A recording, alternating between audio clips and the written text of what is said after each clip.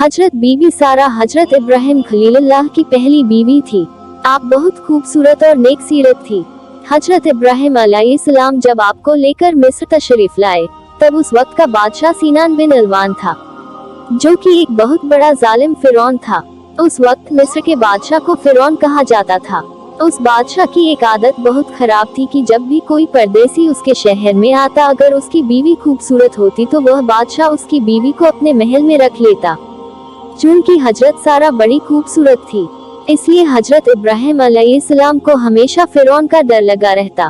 कुछ दिनों तक तो वह छुप कर रहे, लेकिन बादशाह के जासूसों ने उनका पता लगा लिया। जब बादशाह के जासूसों ने आपकी खबर बादशाह को दी, तो बादशाह ने अपना एक आदमी हजरत इब्राहिम अलैहिस्सलाम के पास भिजवा कर कहलवाया कि हमें मालूम हुआ कि तुम्हारे पास एक खूबसूरत औरत है, इसलिए तुम फौरन उसे मेरे पास भेज दो। अगर मेरा हुक्म नहीं माना तो कत्ल कर दिए जाओगे। हजरत इब्राहिम ने सारी बात बीवी सारा को बताते हुए कहा कि बादशाह की बात नहीं मानेगे तो दोनों को जान से हाथ धोना पड़ेगा। अगर खुदा को तुम्हारी इज्जत आबरू का ख्याल है तो कोई भी तुम्हारा कुछ नहीं बिगड़ सकेगा।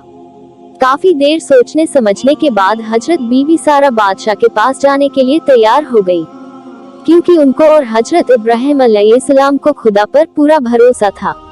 फिर हजरत इब्राहिम और हजरत बीवी सारा ने 2 रकात नमाज अदा की और दुआ के लिए हाथ उठाए और फरमाया, या इलाही, मैं तुझ पर और तेरे रसूल पर ईमान लाई हूँ। किसी जालिम काफिर को मेरे ऊपर हावी न होने देना। मेरी इज्जत व आबरू की हिफाजत करना। फिर नमाज और दुआ से फारिग होकर आप बादशाह के शाही नौकर के साथ बादशाह के दरबार पहुंची। आपकी खूबसूरती को देखकर बादशाह हैरान रह गया और अपने नापाक इरादों से मुस्कुराता हुआ जैसे ही आपकी तरफ बढ़ा और करीब पहुंचने पर जैसे ही उसने अपने दोनों हाथ हजरत बीवी सारा की तरफ बढ़ाए, उसी वक्त उसका दम घुटने लगा और वह जमीन पर गिरकर तड़पने लगा और हजरत बीवी सारा से बड़ी इज्जत से बोला, खुदा के लिए मुझे इस मुसीबत से बचाए।